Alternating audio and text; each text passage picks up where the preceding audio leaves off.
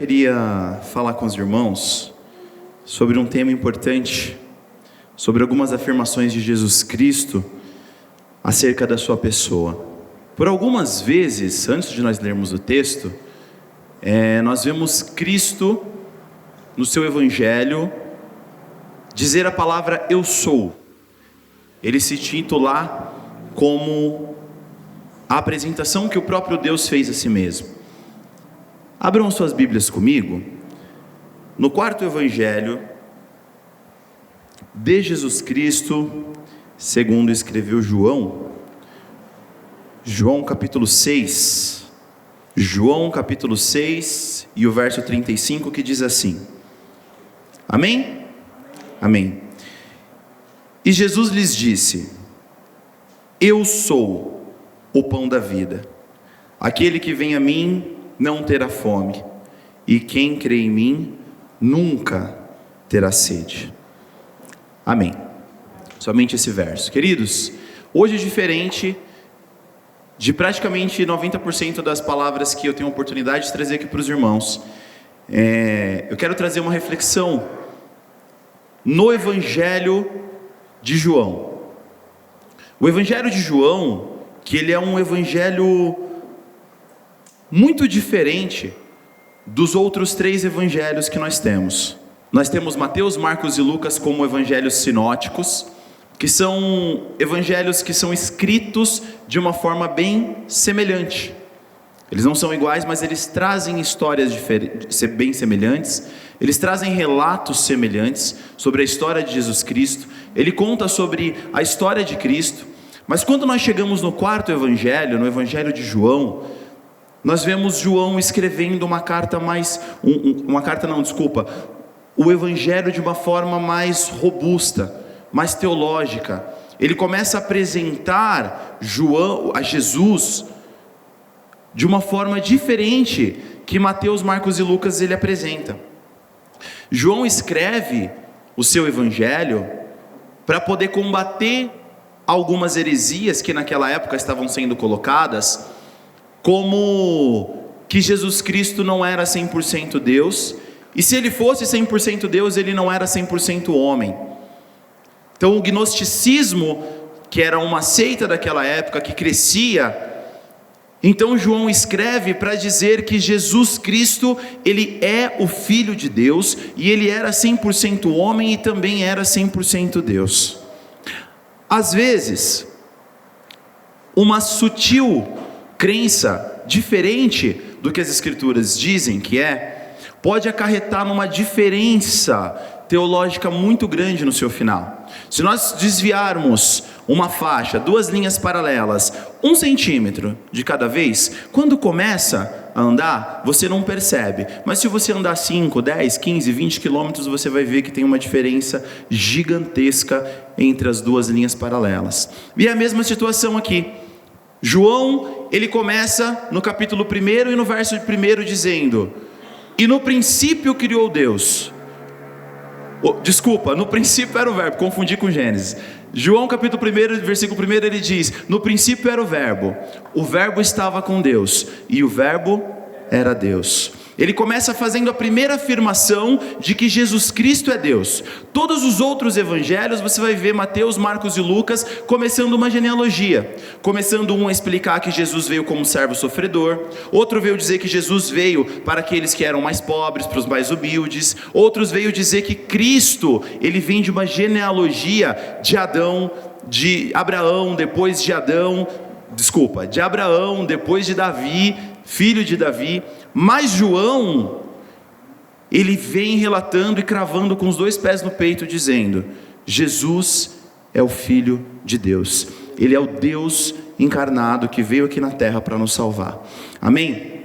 Se nós pegarmos a origem da palavra eu sou, nós vamos ver a primeira vez que foi dito eu sou, lá em Êxodo capítulo 3, versículo 14, quando o próprio Deus, ele se apresenta para Moisés, e Moisés pergunta, fala assim, Senhor, quando me indagarem sobre quem está me enviando, o que eu vou dizer? Isso para o povo. O povo pergunta, quem que é esse Deus? E aí, Deus chega para Moisés e fala: Moisés, diz para esse povo que eu sou o que sou. Ele se apresenta como o grande eu sou. O próprio Deus, ele diz, e isso traduzido, ele pode dizer: eu serei aquilo que serei. O que vocês precisam? De um libertador? Eu sou. O que vocês precisam de quando passarem no deserto serem alimentados? Eu sou. O que vocês precisam? De calor? Então tem uma coluna de fogo para trazer calor para vocês, para dar direção. Vocês precisam de nuvem para parar o sol sobre as suas cabeças? Tem. Vocês querem comida? Então maná cai do céu. E ele se apresenta para o povo lá em Êxodo como o grande eu sou, ou aquele que será aquilo que será. Em Isaías capítulo 43, versículo 10 e 11, ele diz assim: para que me conheçais e creiais e entendais que eu sou. Antes de mim Deus nenhum se formou, e depois de mim nenhum haverá. Eu sou o Senhor, e fora de mim não existe Salvador. Então nós vemos Deus se apresentando como o grande eu sou. Ele se apresenta de forma poderosa, de forma milagrosa, e ele sempre se coloca como aquele que era, como aquele que é, como aquele que há de vir, como aquele que tem todo o poder. Isso é muito claro quando nós lemos o Antigo Testamento, mas quando nós vamos para o Novo Testamento, a situação muda, porque o Antigo Testamento ele é um espelho daquilo que o Novo Testamento esperava. Eles começavam a olhar como uma sombra. Para quem estava vindo aqui na escola bíblica, nas aulas, nós entendemos que a lei de Moisés, ela foi um tutor que levaria o povo até Jesus Cristo. Assim como existe um ditado em Roma, que todos os caminhos levam a Roma, todas as ruas, todas as estradas levam até Roma, assim também nas Escrituras, essa é uma frase famosa de Spurgeon, ele diz assim também: todos os textos das Escrituras, eles têm um caminho que te leva até a cruz de Cristo. Todos os textos, todas as cartas, os livros, as histórias que a Bíblia nos conta, ela tem um caminho que nos leva como fonte final Jesus Cristo. Você pode estar falando sobre Davi e Golias, você pode estar falando sobre Sansão, você pode estar falando sobre qualquer ato do Antigo Testamento. Todo ele nos aponta para a cruz de Cristo, nos aponta para aquele que é, aquele que nos salvou. O Antigo Testamento inteiro, ele é uma sombra daquilo que viria com perfeição em Jesus Cristo para acontecer e salvar as nossas vidas. Queridos, por que eu li o livro, a parte de João capítulo 6, versículo 35? No Evangelho de João, nós temos 7 citações de Jesus dizendo eu sou. O tema dessa palavra é essa: quem é esse que diz eu sou? Porque no Antigo Testamento nós temos muitas passagens dizendo eu sou, mas no Novo Testamento, algumas vezes Jesus se declara como o grande eu sou. E nada como nós falarmos sobre a divindade de Cristo, se nós não abrirmos o Evangelho de João. Então, o primeiro eu sou, quando João começa a citar, o primeiro eu sou do Evangelho de João, ele diz que ele é o pão da vida. João capítulo 6, 35, que foi o que nós lemos, diz: declarou-lhes, pois, Jesus: eu sou o pão da vida, o que vem a mim jamais terá fome, e o que crê em mim jamais terá sede. Jesus, ele declara essas palavras aqui no capítulo 6 de João, um pouquinho antes da primeira multiplicação de pães. A multidão seguia Jesus por aquilo que Jesus poderia dar para eles. Se Jesus fez a grande multiplicação de pães, se com 5 pães e 2 peixes ele alimentou mais de 5.000 pessoas, imagino que essa pessoa não pode fazer com nós. Então a multidão começou a seguir, e eles declaram isso, Jesus declara isso após a multiplicação, após esse milagre maravilhoso ter acontecido. Então ele diz: vocês estão nos seguindo, vocês me seguem, porque vocês estão procurando pão, e o pão que perece, o pão que acaba, mas eu sou o pão que dá vida. Se vocês experimentarem de mim, vocês não voltarão a ter sede. Se vocês beberem de mim, se vocês experimentarem de que eu sou fonte de água viva, que jorra para todo lado, vocês nunca mais terão sede. Esse é o primeiro grande eu sou do Evangelho de João. As pessoas estavam ali impressionadas com aquela multiplicação, com o milagre, e eles queriam um rei. Mas por motivos errados, elas estavam mais interessadas naquilo que Jesus poderia entregar, e não sobre aquilo que quem Jesus era. E aqui, a aplicação desse texto é que Ele, o próprio Cristo, era o nosso alimento. O próprio Cristo, Ele é o alimento daquele povo. É Jesus dizendo para aquele povo: vocês estão me seguindo por aquilo que vocês viram que eu fiz, né? Vocês viram que tinham 2 pães, tinham 5 pães, 2 peixes, que nós agradecemos ao Senhor, e o Senhor fez o milagre acontecer, e todos comeram. Mas eu quero que vocês entendam que não é por aquilo que eu posso dar para vocês, é porque vocês têm que comer de mim, é porque vocês têm que experimentar do próprio Jesus, é que vocês têm que beber de mim, então vocês não voltarão a ter sede. Ou seja, Cristo, Ele não nos dá somente o alimento, mas Ele também nos dá um alimento espiritual.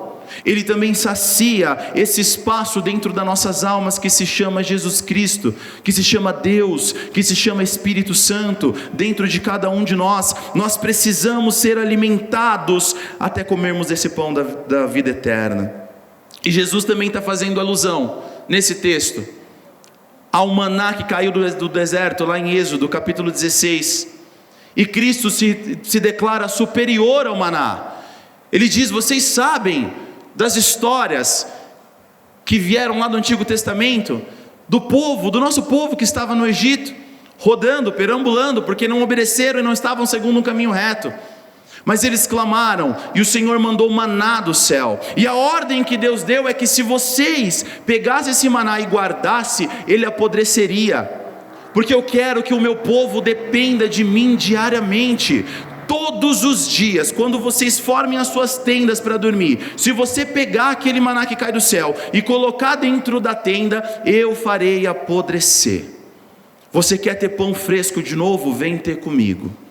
É relacionamento. Ele está dizendo: aquele pão que aquele povo comeu, acabou, saciou, mas eles tinham que ter diariamente. Eu tenho aprendido e feito uma oração com a minha esposa. Esse mês de julho é um mês muito complicado para a gente no trabalho, de muito trabalho.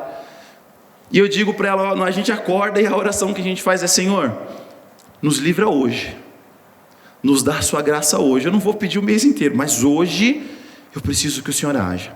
Hoje eu preciso que o Senhor nos dê graça. Hoje eu preciso que o Senhor nos dê entendimento para lidar com os problemas, com as situações. Tem relacionamento comigo hoje, Senhor. Me ajuda a vencer hoje. E aí no outro dia eu faço de novo essa mesma oração. Senhor, é só hoje. Eu estou te pedindo, age hoje. Me dá demonstração da sua graça hoje. Senhor, se o Senhor não agir hoje, eu vou morrer. Se não der hoje para mim, não dá mais, Senhor. Eu preciso da sua manifestação hoje. E todos os dias a graça do Senhor vem nos renovando e nos renovando para a gente continuar. Amém? Então quando ele fala sobre o maná, ele faz alusão a Êxodo, dizendo: eu sou o pão. É aqui de mim, experimentem de mim. O pão é essencial para a vida física. Jesus, ele é essencial para uma vida espiritual. Não tente alimentar a sua alma com fama, com dinheiro, relacionamentos, prazeres. Ainda assim, se você tiver tudo isso, você ainda terá fome. E nós somos provas disso na igreja.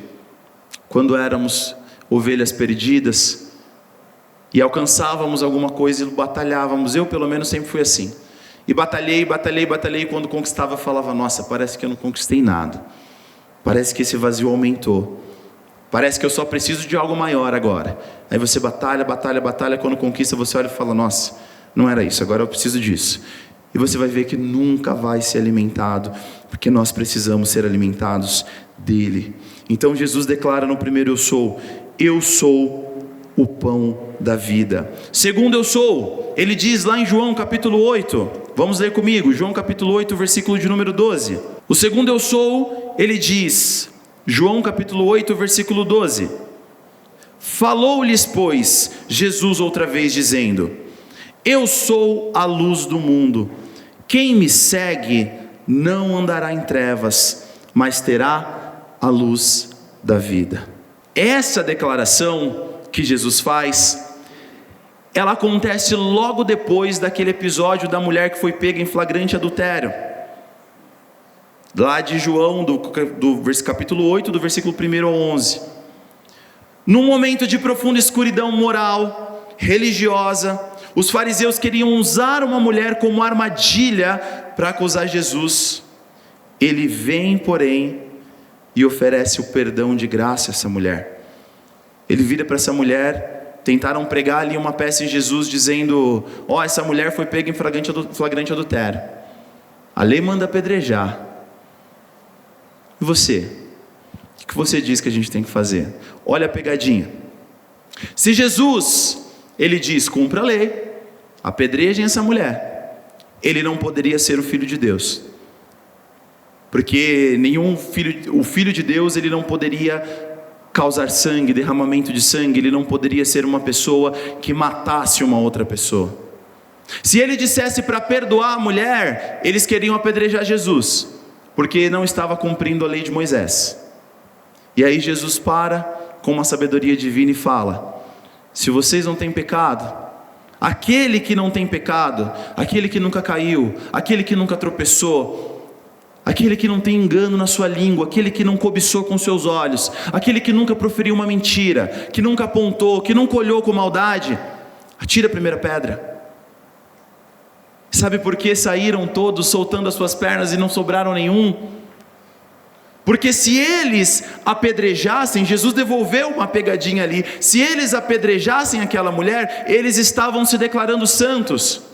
Se você não tem pecado, atira a primeira pedra. E a lei de Moisés também dizia que santo é só o Senhor. Então, se eles apedrejassem, eles seriam os próximos, porque se declararam santos. Se você não tem pecado, atira a primeira pedra. E se você não cumprir a lei, você também está em erro.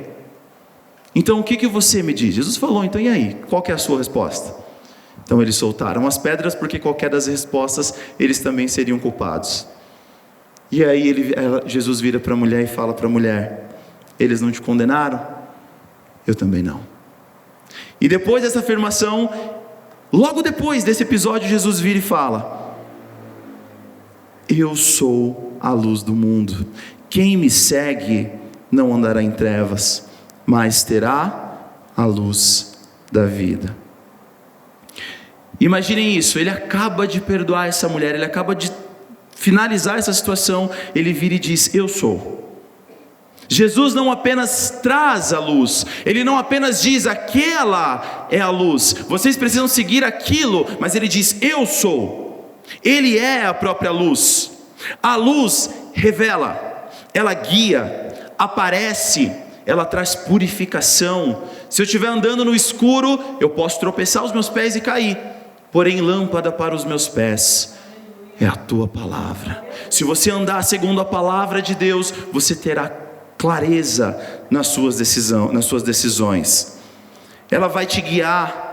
A escuridão, ela vai representar pecado, ignorância, perdição. A luz revela quem Deus é e quem nós somos diante desse Deus. Ele é a própria luz. Quem me segue, diz o Senhor, não andará em trevas. Seguir Jesus é sair da ignorância. Seguir Jesus é dizer não para você. O ato de nós aceitarmos a Cristo Jesus, quando você vê um pecador que se arrepende, vem à frente e diz: eu aceito o Senhor como meu único e suficiente Salvador, ele está dizendo com toda a clareza do mundo: eu cansei de ser o meu próprio guia. Ele está dizendo: eu não aguento mais que eu mesmo seja meu guia, eu desisto de mim, porque eu não sou o suficiente para mim mesmo. Os meus planos não são suficientes para dar certo em mim, por isso que eu preciso que ele dê certo em Cristo Jesus. É por isso que em Cristo Jesus eu não sigo mais as minhas vontades e os meus desejos, mas agora Cristo, eu morro para aquilo que eu acho que é bom, para que Cristo possa resplandecer e nascer através de mim. Agora não vivo mais eu, mas Ele vive em nós. Queridos, nós podemos estar cercados de trevas, na nossa casa, nas decisões, as trevas podem rondar até o seu sentimento, mas Jesus é uma luz que jorra para todo lado. Hebreus diz que não existe variação e nem sombra de mudança em Cristo, porque Ele é rocha inabalável. É aquele que diz para Pedro: Pedro, tu és Petrus, tu és um fragmento de pedra, tu és uma partícula pequena de pedra, mas sobre esta pedra, a pedra angular, a pedra que dá o sustento para a casa, eu edificarei a minha igreja e as portas do inferno não prevalecerão. Não é sobre Pedro, ele fala: você é um pequeno fragmento de pedra, Petrus, mas sobre a pedra angular eu edificarei a igreja. Sobre Jesus está edificada a igreja, e as portas do inferno não vão prevalecer. Terceiro, eu sou a porta das ovelhas. João capítulo 10, João capítulo 10, o verso de número 7. João capítulo 10, verso 7 diz assim: tornou, pois, Jesus a dizer-lhes: em verdade, eu vos digo que eu sou a porta das ovelhas. Só o versículo 7, amém? Aqui, queridos, Jesus está confrontando os fariseus, que eles haviam expulsado o cego que havia sido curado no templo. Ele se refere a líderes espirituais que agem como ladrões salteadores, que ferem e não cuidam do povo de Deus. Olha que história interessante que eu pesquisando eu encontrei. Na Palestina, os pastores guardavam seus rebanhos em currais murados, e à noite, os próprios pastores eles deitavam na entrada, tornando-se literalmente uma porta. Nenhuma ovelha saía ou entrava sem passar por aquele pastor. Ou seja, pegam suas ovelhas, coloca para dentro do aprisco, fecha-se ali aquela porta, eram muradas, só que não tinha aquela porta, e o pastor deitava na porta. Assim as ovelhas não passavam e saía.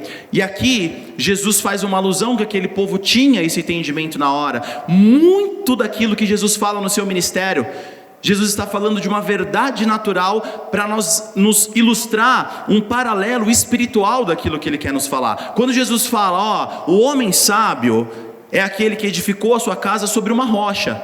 Vieram as águas, as correntezas, bateram sobre aquela casa, mas não levaram aquela casa, porque a estrutura que ela tinha era em cima de uma pedra. Mas também tem outros homens que são tolos, que constroem sobre areia. E aí vem os ventos e os mares e derrubam aquela casa, porque não existe fundamento. Jesus está olhando para um lado, para um lugar de onde ele estava, que tinham pedras e tinham areias, e casas eram edificadas naquele lugar. E aquelas correntezas, quando vinham, batiam na casa edificada numa pedra e não caía. E as casas que eram edificadas em areia, aquela correnteza levava. E aí ele está dizendo: o reino de Deus é semelhante a isso. Se você for edificado sobre a rocha, você vai estar firme. Mas se você for edificado sobre a areia, qualquer vento vai te levar. Aqui, esse paralelo que Jesus faz também, aquelas pessoas que viviam dentro dessa cultura. O pastor estava à porta, o pastor era a porta. Aqui Jesus está dizendo: eu sou a porta. Aqui ele está dizendo,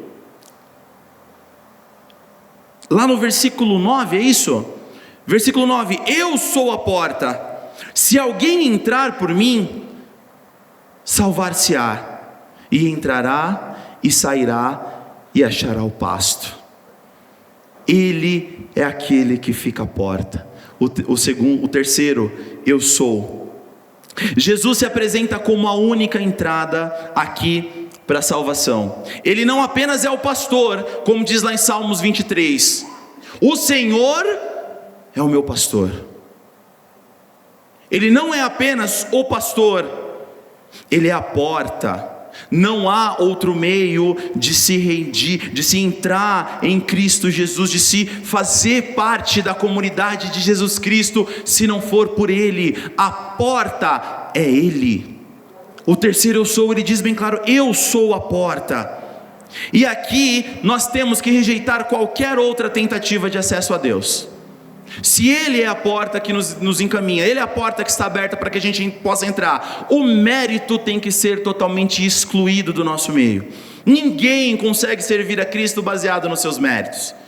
Ninguém consegue servir a Cristo dizendo: eu sou bom e por isso eu fui escolhido.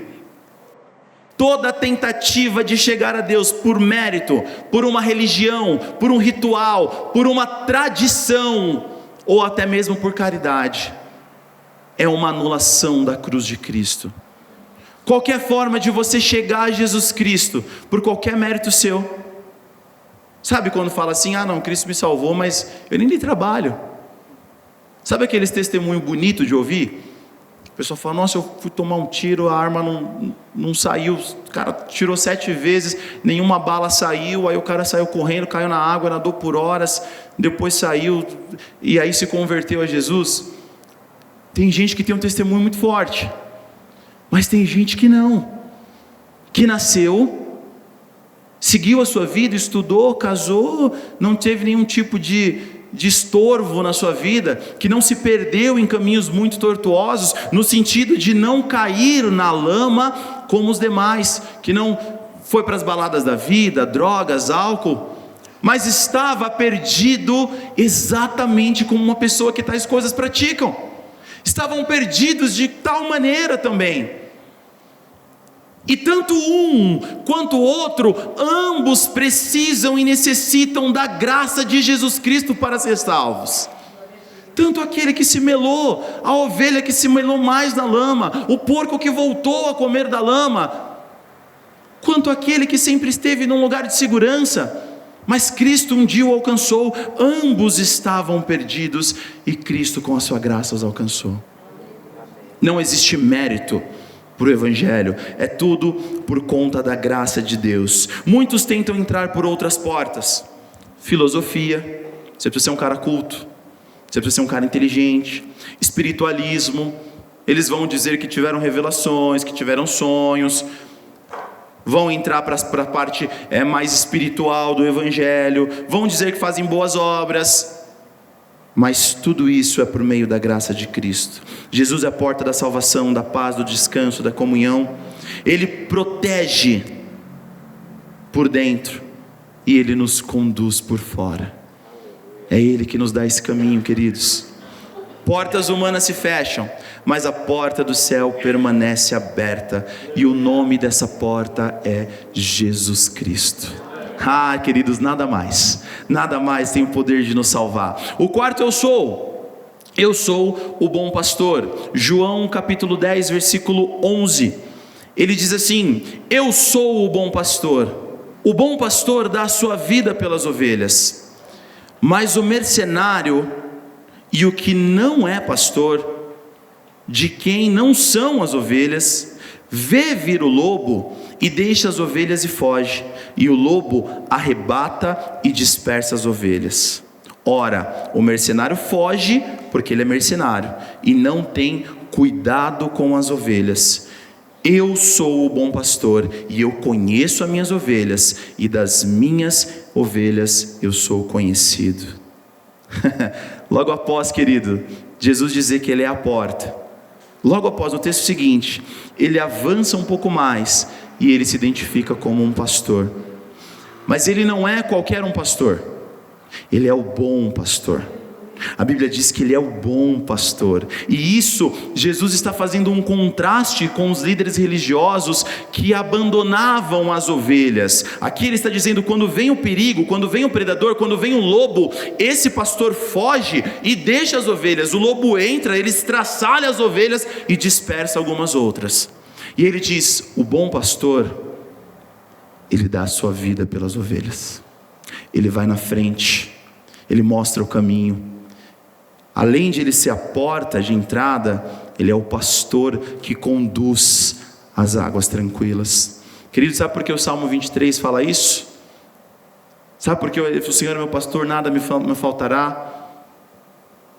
Deitar-me faz em verdes pastos, guia-me às águas tranquilas, porque a ovelha não bebe água que está com onda, Ovelha não bebe água agitada, as águas têm que estar tranquilas, porque ovelha é um animal que não revida, ovelha é um animal que não bate, que não tem instinto de defesa. A defesa da ovelha no máximo é correr. Ela está ali, como uma ovelha, ela fica muda, e ela vai até mesmo ao matadouro. Cristo, Ele é esse bom pastor, que quando o perigo vem, Ele pula na frente e se entrega numa cruz para salvar todo o seu rebanho. Amém? Quando você vê os pastores no meio das aflições da vida fugindo, você fala, poxa vida, o meu pastor é diferente desses, ele é o bom pastor, ele deu a sua vida para poder me salvar. Aleluia. Quinto, eu sou a ressurreição e a vida. João capítulo 11 do verso 25, diz assim a palavra de Deus, eu vou rapidinho aqui. E disse-lhe Jesus, eu sou a ressurreição e a vida, quem crê em mim, ainda que esteja morto, viverá, e todo aquele que crê em mim, nunca morrerá.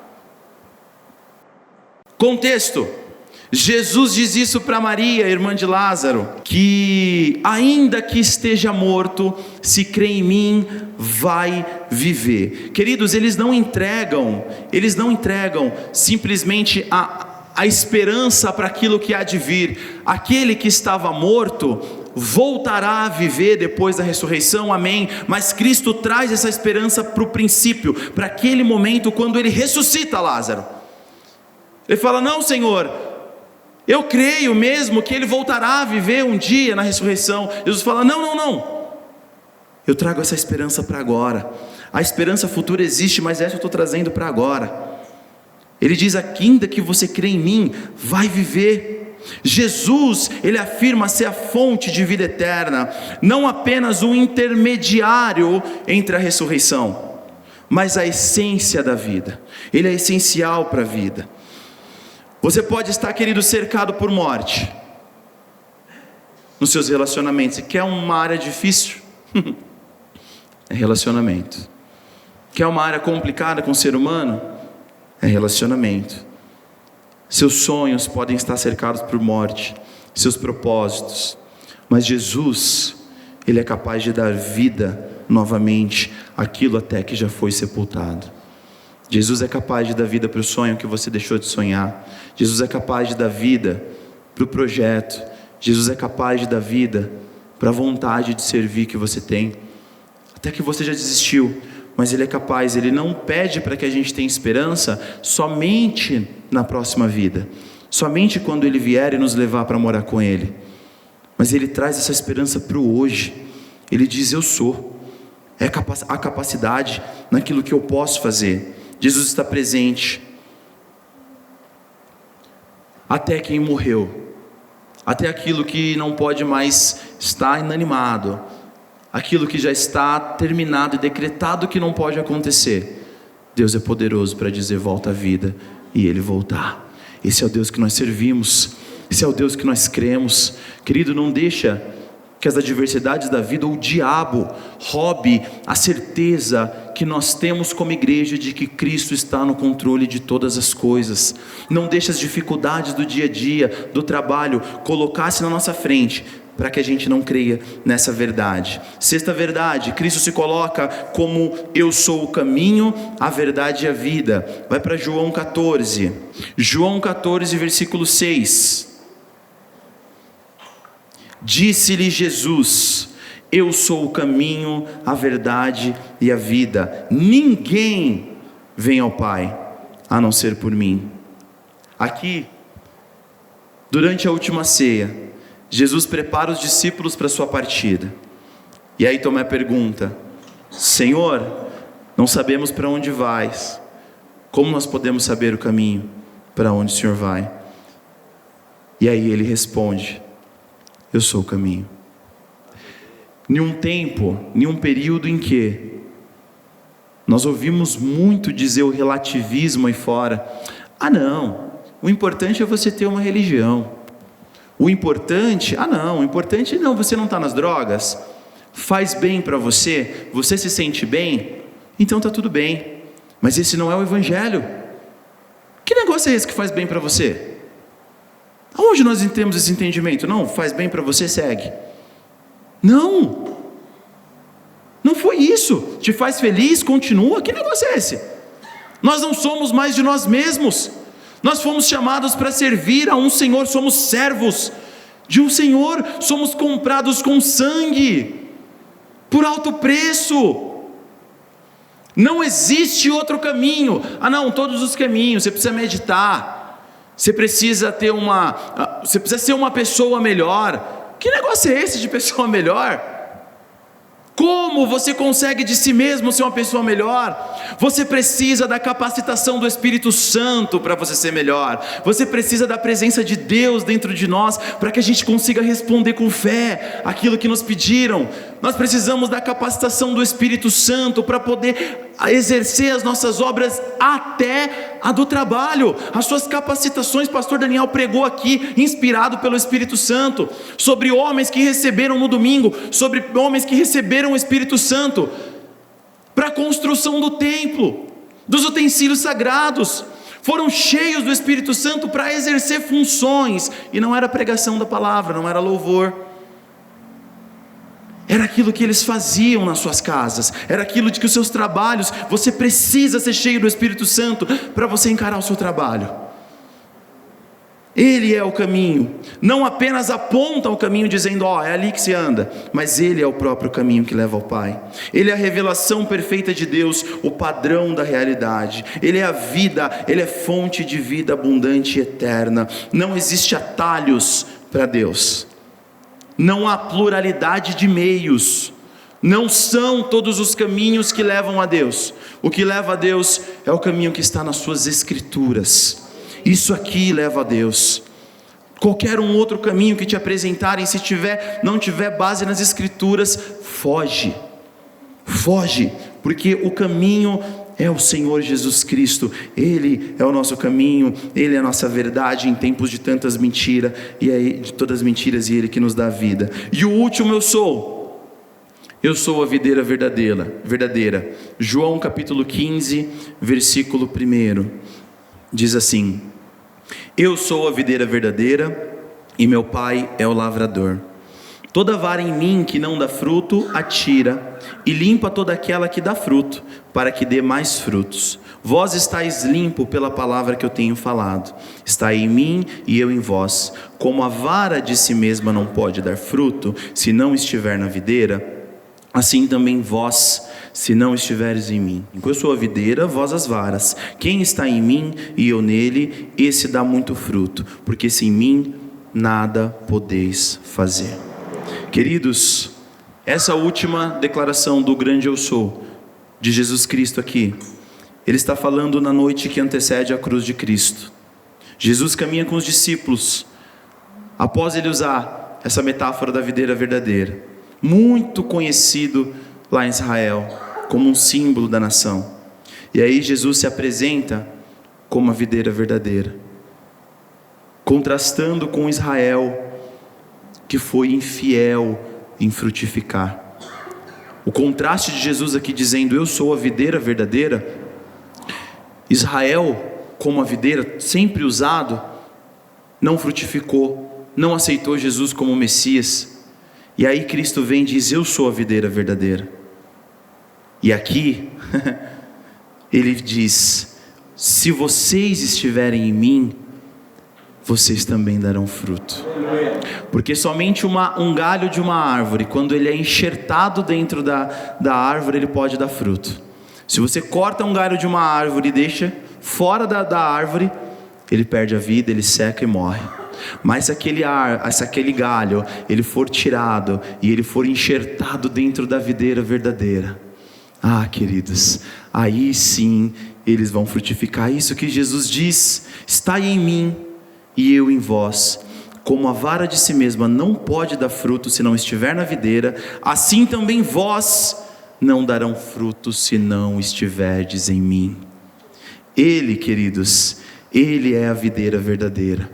É Ele aquele que vem nos salvar. É Ele aquele que nós temos que estar enxertados dentro deles. Porque sem Cristo nada nós podemos fazer. Amém? Eu já indo aqui para a conclusão da palavra, quero chamar os irmãos do louvor já para subir. Muito rapidinho eu queria orar com os irmãos. aí no seu lugar mesmo, se coloque em pé. Muitos estão querendo dar fruto, estão querendo servir, estão querendo evangelizar, estão tentando até mesmo resistir ao pecado, mas não estão conectados na videira, não estão dentro daquele que dá o fruto, não estão dentro daqueles, como diz na carta, uma das cartas do apóstolo Paulo, que diz: um planta, um rega, um vai lá, coloca ali o adubo, cuida, mas somente o Senhor é capaz de dar o fruto, somente Deus é capaz de gerar fruto sobre nós. Às vezes, queridos, nós não frutificamos porque estamos lutando da forma errada. Às vezes nós não conseguimos dar frutos, porque fruto, para gerar fruto, exige estar conectado dentro da videira, e a videira é Jesus. Cristo, aqui no Evangelho de João, ele se coloca como Deus, porque ele é Deus. E aqui eu encontrei 7 eu sou, para poder exemplificar para os irmãos, mostrar que em todo o Evangelho de João, Jesus se mostra como Deus suficiente para tocar em cada parte da nossa vida, quer seja na multiplicação, quer seja sendo o pastor, quer seja sendo a porta, ou sendo a videira. Várias ilustrações Jesus usa para ele dizer: confie em mim, é em mim que vocês têm que estar. É dentro, enxertados dentro da videira verdadeira, que nós precisamos estar para que a gente possa dar fruto. E é conectado dentro dessa videira que nós podemos dar frutos para o Senhor. A vida espiritual exige permanência, oração, palavra, comunhão, obediência. Quando há uma ligação com a videira, quando você é enxertado dentro dela, porque a videira não deu seu fruto, Israel não deu seu fruto, então foi cortada e limpa. Mas quando nós somos enxertados dentro da videira verdadeira, querido, ainda assim existe uma limpeza, existe uma poda quando começa a dar fruto. Por quê? Porque frutifica mais, porque Cristo vem e tira, e Ele vai te colhendo os frutos, para que a gente dê mais frutos. Ele é a videira verdadeira, Ele é a porta, é por Ele que nós devemos entrar. Não existe um caminho, existe o caminho, Ele é. Existe a verdade, uma única verdade, porque se existem mais de umas verdades, nós podemos estar errados, mas existe só uma verdade, e aquela cruz não nos impõe segui-lo, mas nos atrai sutilmente a Ele. O verdadeiro pastor, ele não foge perante o lobo, ele se entrega para salvar as suas ovelhas. E como diz João lá no capítulo 6, nenhuma das ovelhas que o Pai entregou, nenhuma delas vai se perder. Nós somos essas ovelhas, queridos. Nós estamos cercados no redil de Cristo. Ele foi o caminho que nos conduziu, Ele foi a porta por quem entramos, Ele é o pastor que nos caminha, Ele é a palavra, Ele é o verbo encarnado, Ele é Deus, Ele é nosso Salvador. Que nessa noite você possa colocar a mão no seu coração nesse momento, e nós vamos orar, nós vamos declarar em nome de Jesus, que Ele é suficiente na nossa vida. E assim como Ele se declara nas suas escrituras, suficiente para nos salvar, suficiente para nossas dificuldades, suficiente sobre o seu pecado, Ele é suficientemente poderoso para te perdoar. Em nome de Jesus, seja lá qual for o seu pecado, Cristo tem poder para te perdoar. Seja lá qual for a sua dificuldade, Cristo tem poder para te salvar. Cristo tem poder, Ele é suficiente. Jesus, eu quero declarar, Senhor, essa noite a suficiência do Senhor sobre nossas vidas. Tu és, Senhor, o Deus encarnado que veio para nos salvar. Jesus, nós não precisamos de mais nada além de Ti. Eu quero te agradecer, Jesus, porque nessa noite o Senhor se manifesta como Deus sobre nossas vidas. Tu és soberano sobre o bem e sobre o mal. Tu estás acima, Senhor, daquilo que nós podemos decidir. Tu és soberano sobre todas as coisas, Deus. A nossa vida, Senhor, está 100% nas suas mãos. Nós nos colocamos 100% diante do Senhor. Nós queremos declarar o seu nome, Deus, sobre as nossas dificuldades, sobre as dificuldades dos meus irmãos, sobre os problemas, sobre os relacionamentos. Queremos dizer que Tu és o bom pastor. Tu és aquele que nos encaminha. Tu és aquele, Senhor, que agencia. Tu és aquele que nos tutoria, Senhor. Tu és aquele que nos inspira. Tu és aquele que nós precisamos. A Tua graça é maravilhosa sobre nossa vida. Tu és, Senhor, a pedra angular sobre nós. Tu és o Santo de Israel. O Senhor, meu Deus, é merecedor de honra, de glória, de poder, de louvor. Tu és, Senhor, aquele a quem nós direcionamos a nossa oração. Tu és aquele a quem nós damos direção à nossa família. Tu és aquele a quem nós nos dobramos. Tu és digno de oração. Tu és digno de louvor. Tu és, Senhor, aquele que é a sombra à nossa direita. Tu és aquele que nos guarda. Tu és, meu Deus, tudo aquilo que nós precisamos para ser salvo. Porque, Senhor, a salvação começa pelo Senhor e ela finaliza pelo Senhor. Tu és alfa, Tu és ômega, Tu és princípio, Tu és o fim. O Senhor é aquele por quem cantamos. O Senhor é aquele por quem pregamos. O Senhor é aquele por quem ensinamos. O Senhor é aquele por quem nos reunimos. O Senhor é aquele por quem reproduzimos. O Senhor é aquele que nós precisamos. Tu és o amado da nossa alma, meu Deus. Em nome de Jesus, em nome de Jesus, em nome de Jesus.